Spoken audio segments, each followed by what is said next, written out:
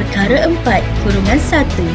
Seseorang pegawai hendaklah pada setiap masa memberikan taat setianya kepada Yang di-Pertuan Agong, negara dan kerajaan.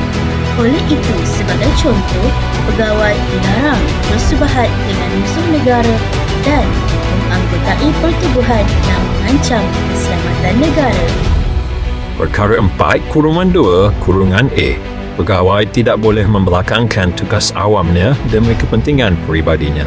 Contohnya, seorang pegawai tidak boleh menguruskan perniagaan dalam waktu pejabat atau tugas rasmi.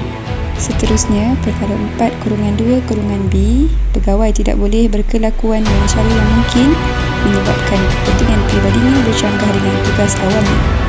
Contohnya seperti menguruskan tender sedangkan dia tahu ada di antara saudaranya yang mengemukakan tender tersebut.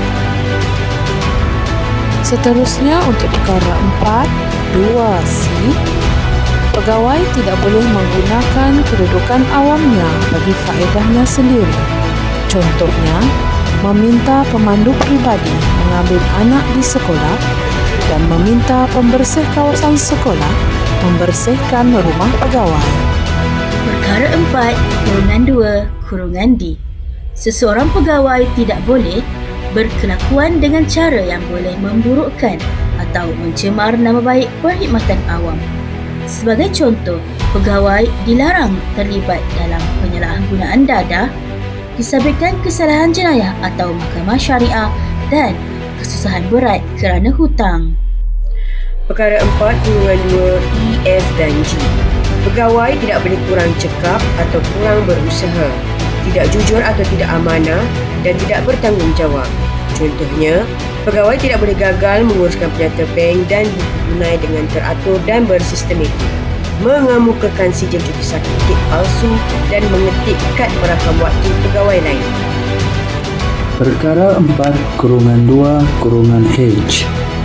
Seorang pegawai tidak boleh membawa atau cuba membawa apa-apa bentuk pengaruh atau tekanan luar untuk menyokong atau memajukan apa-apa tuntutan berhubung dengan atau terhadap perkhidmatan awam. Sama ada tuntutan itu ialah tuntutannya sendiri atau tuntutan mana-mana pegawai lain. Sebagai contohnya, seorang pegawai menggunakan surat sokongan daripada orang kenamaan bagi mempengaruhi arahan pendapatan bertugas. Perkara 4-2-I. Ini di mana seorang pegawai tidak boleh ingkar perintah. Contohnya, seorang pegawai tidak melaporkan penerimaan hadiah kepada ketua jabatan dan pergi ke luar negara tanpa kelulusan ketua jabatan. Perkara 4-2-J, di mana seorang pegawai tidak boleh cuai dalam melaksanakan tugasnya, seperti menghilangkan harta kerajaan dalam simpanan pegawai dan tidak membuat semakan voucher bayaran dengan sempurna.